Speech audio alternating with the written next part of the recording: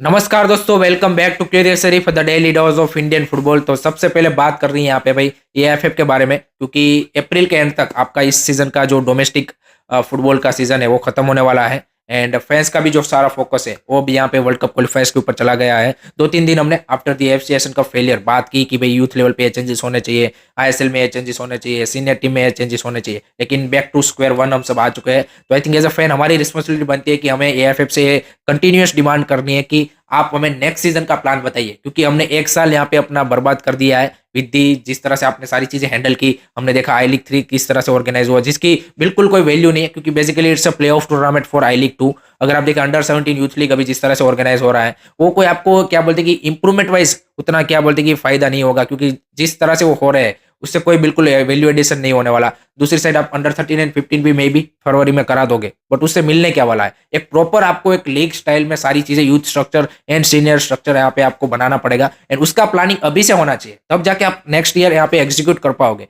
And वो इसीलिए मैं बोल रहा हूँ कि यहाँ पे फैंस की ओर से हमें डिमांड उठानी चाहिए कि एएफएफ इसी टाइम यहाँ पे अनाउंसमेंट करे कि हमारा जो यूथ स्ट्रक्चर है उसमें नेक्स्ट सीजन इस तरह से अंडर 13, 15, 17, 20 की लीग्स होंगी, इससे इस टाइम तक होगी।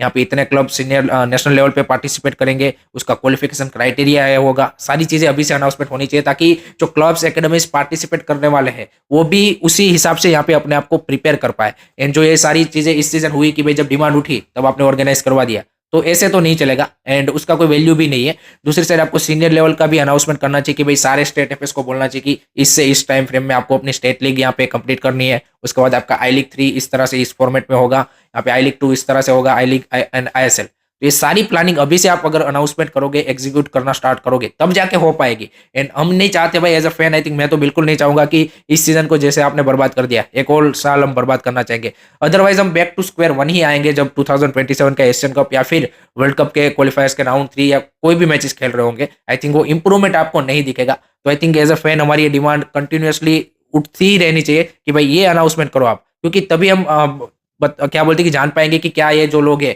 वो सही यहाँ पे काम कर रहे हैं या फिर ये इस जॉब के लिए राइट पर्सन है कि नहीं है।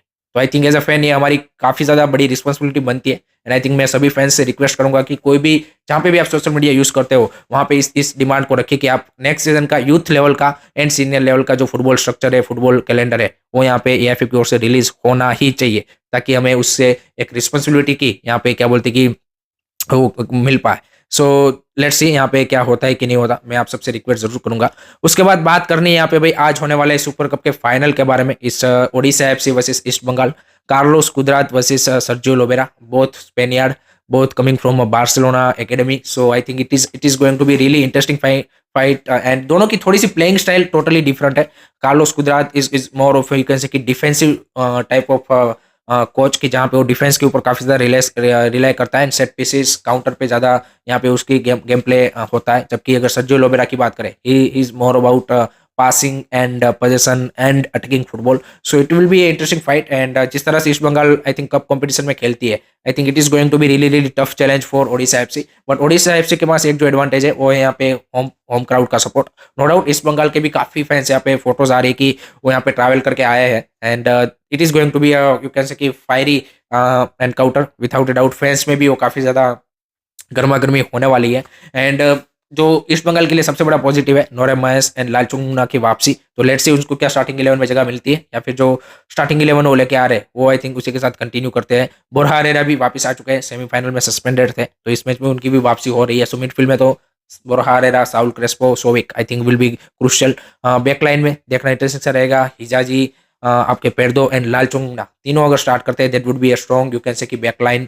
अगर हम ओडिशा की बात करें तो आई थिंक हम सबको पता है कि अहमद जाऊ के ऊपर काफी ज्यादा रिस्पॉन्सिबिलिटी रहने वाली है। मुर्तजा फॉल उन सबके उनके लिए सिर्फ डिफेंसिवली नहीं बट ऑफेंसिवली भी उतने ही इंपॉर्टेंट है जिस तरह से उसने सेट पीसेस में गोल मारे हैं। सो it will be a close encounter I think, क्योंकि एक अटैकिंग साइड है एक डिफेंसिव साइड है। तो आई थिंक एक क्या बोलते हैं फियर्स कॉम्पिटिशन मैं डेफिनेटली यहाँ पे एक्सपेक्ट कर रहा हूँ। सो लेट्स सी यहाँ पे पेनल्टी शूट आउट मैं तो देख रहा हूँ। लेट मी नो गाइस आपका क्या प्रेडिक्शन है, कमेंट सेक्शन में जरूर बताइए। और ये जो भी ये टूर्नामेंट जीतेगा उसको भाई नेक्स्ट सीजन ACL 2 का यहाँ पे स्पॉट मिलने वाला है, तो उस हिसाब से भी एक काफी हाई वोल्टेज गेम यहाँ पे, और उसका जो मतलब प्राइज मनी है वो काफी ज्यादा तगड़ा है। सो आई थिंक लेट्स सी कौन यहाँ पे इस टूर्नामेंट को जीतता है।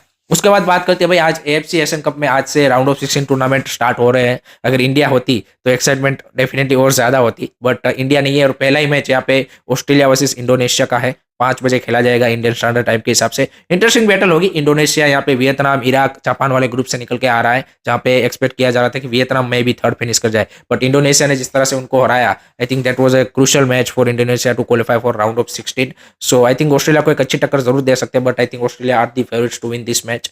दूसरा मैच है यहाँ पे आपका तजाकिस्तान वर्सेस यूएई, जो कि मेरे को और ज्यादा मतलब क्लोज मैच दिख रहा है। यूएई के सामने I think Tajikistan can pull off a big upset to be honest. I think जिस तरह की उसकी टीम परफॉर्मेंस आ रही है एंड डिफेंसिवली जिस तरह से वो स्ट्रॉन्ग है, अगर आप देखिए उनके ग्रुप में जिस तरह से उन्होंने डिफेंसिवली परफॉर्मेंस दी है, they have been really really good against Qatar, against China and Lebanon को भी जिस तरह से उन्होंने हराया। तो आई थिंक मैं टू बी ऑनेस्ट मतलब मैं ये नहीं बोलूंगा कि UAE are the clear favourites. I think it will be a close match. I am expecting a upset. Let me know guys आप क्या सोचते हैं इसके बारे में। उसके बाद अब बात करनी है यहाँ पे भाई, मुंबई सिटी की ओर से एक न्यूज आ रही है कि भाई रोजसन ग्रिफिथ्स को उन्होंने क्या बोलते हैं कि उनके साथ पार्टेड वेज कर लिया है due to his behaviour. And I think वो पीटर कर्की ने जो आफ्टर द मैच जो यहाँ पे सेमीफाइनल खेला ओडिशा के सामने, उसके बाद जो स्टेटमेंट दिया उसी से लग रहा था कि there will be a changes, क्योंकि आई थिंक ये लगातार गलतियां हो रही थी एंड ऑफिशियल अनाउंसमेंट अभी तक नहीं हुआ है, but I think may be हो सकता है। एंड आई थिंक बार बार एक ही चीज को क्या बोलते हैं रिपीट करना, और उससे टीम का जो परफॉर्मेंस है, टीम का एटमॉस्फेयर है, ड्रेसिंग रूम है, और टीम की जो आप देखिए कि आप रेड कार्ड लेते हैं, जिस तरह से उन्होंने आईएसएल में भी कुछ मैचेस यहाँ पे अफेक्टेड हुए हैं कि उनके की प्लेयर मिस करे थे, तो आई थिंक डेफिनेटली वो टीम मैनेजमेंट नहीं चाहेगा। एंड एक जो टीम का एक ओवरऑल इमेज भी है क्लब का, आई थिंक उसके ऊपर भी इस तरह के जो बिहेवियर्स है वो काफी ज्यादा अफेक्ट पड़ता है। तो I think that's why the decision has been taken. फिर भाई फ्रांसिस्को बोनेट, जो कि यहाँ पे राजस्थान यूनाइटेड, गोकुलम केरला एंड नामधारी के जो कोच थे, उसको भाई अब यहाँ पे चर्चिल ब्रदर्स ने अपना हेड कोच बना लिया है for the remainder season of the I League. तो आई थिंक आई लीग में जनरली ये ज्यादा देखने को मिलता है कि प्लेयर भी और कोचेस भी बहुत ही ज्यादा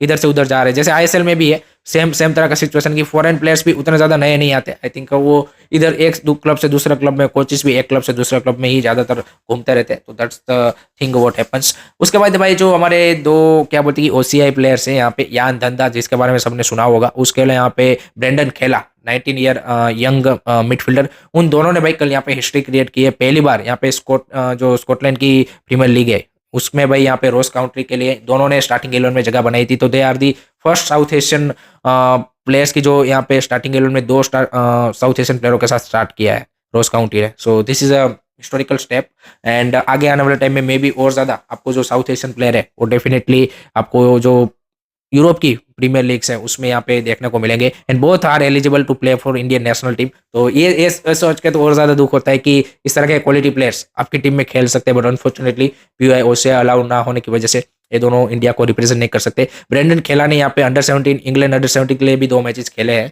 सो आई थिंक अगर आपको तुरंत सक्सेस चाहिए then I think this are the players जिसको आपको अलाउ करना चाहिए, but this is all depend on the government. So let's see वो अलाउ करते हैं कि नहीं करते।